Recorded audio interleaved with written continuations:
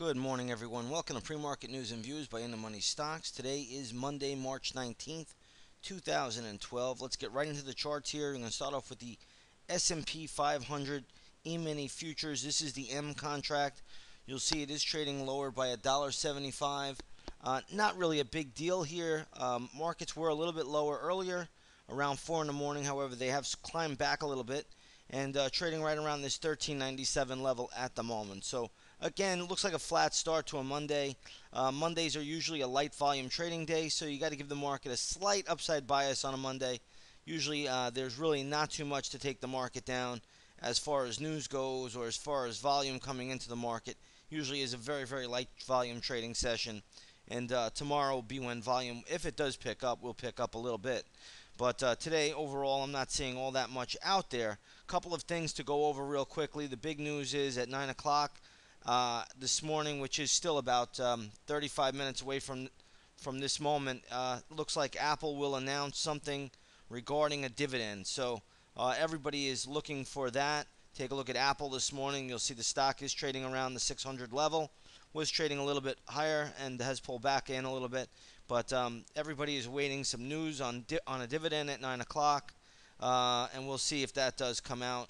Often dividends have usually, in my opinion, have really, unless it's a one-time dividend, and even that is not always so rosy. But Apple keeps a lot of cash overseas. I believe more than half of their money is overseas. If they have to bring it back here for a dividend and repatriate, they will have to pay taxes on that money.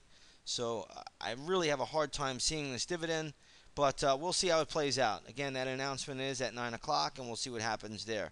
All right, a couple of other things to go over this morning.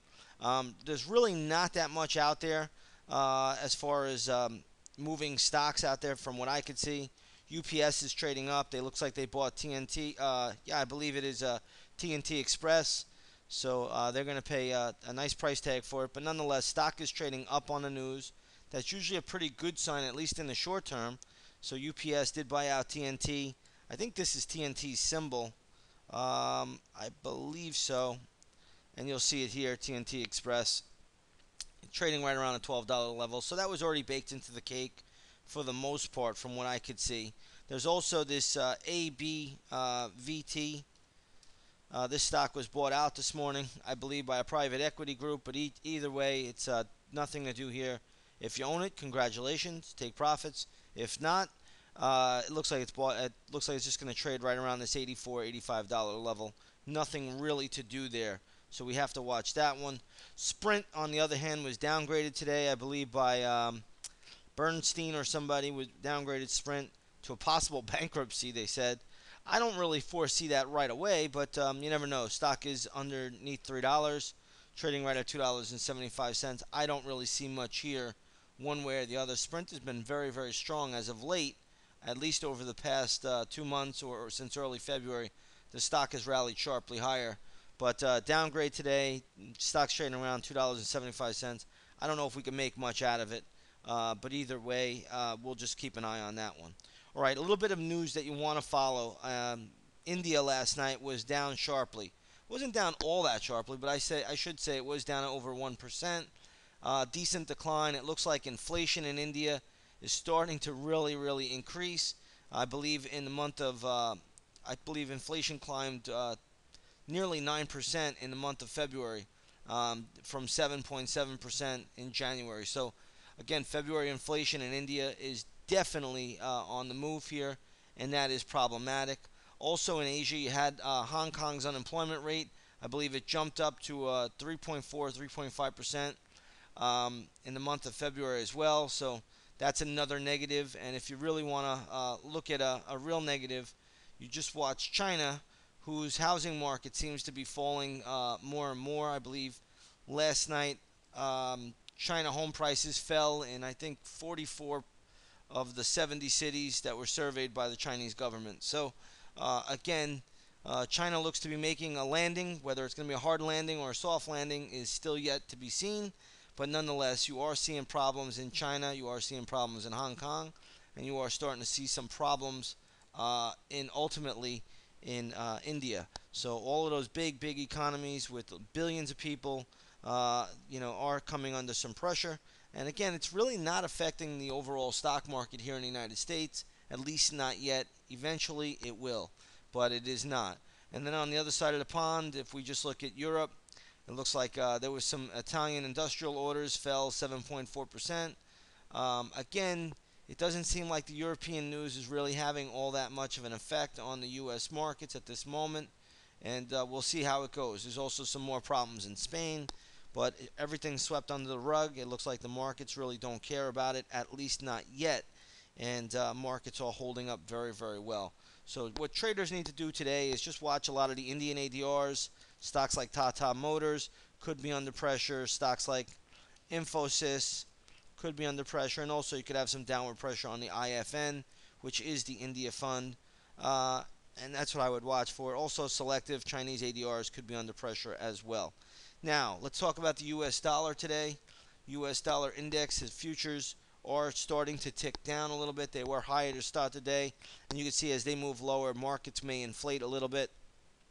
We are now under the M contract, so just remember, M contracts are taking over now. We were under, I believe, the H contract. Now we're on the M contract due to after options expiration. So everybody should move their charts over to roll it over to the new contract, which is letter M. It looks like the dollar is down a little bit. This could be helping oil a little bit. Yeah, you see oil popping here. 41.15 for the USO. It looks like spot crude, I believe, this morning is trading higher by a little. Let me get the exact level there. Yeah, by about 30 cents to 107.35. Gasoline on Friday really made a move, and you can see gasoline traded all the way to 57.80. This morning it is trading down just a touch, but keep an eye on gasoline as it does get more and more pricier at the pump, and that will be an overall negative. But right now, markets have held up very well in spite of high gasoline and high oil prices.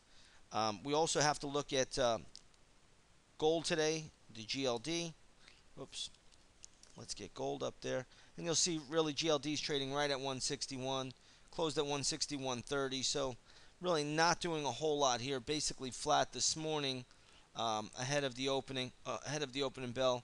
Spot gold prices are down, I think, $3 to 16.53, but we'll watch it at the open. If the dollar begins to fold, you can watch gold get a little bit of a bounce. Gold has been very, very weak on the daily charts, but looks like it is still at a pretty decent short-term support level, at least at the moment, or perhaps for the next few days, and then we'll see how gold does trade again.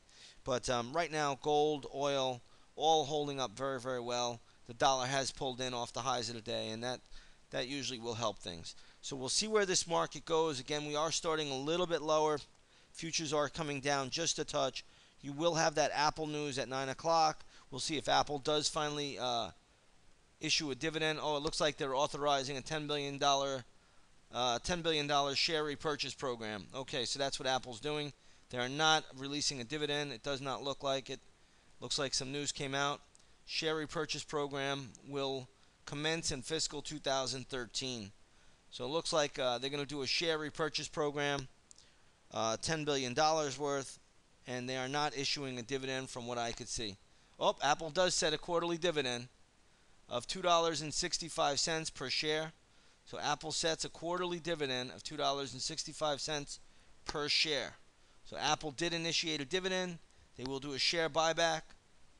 Okay, interesting. So let's take a look at the Apple chart.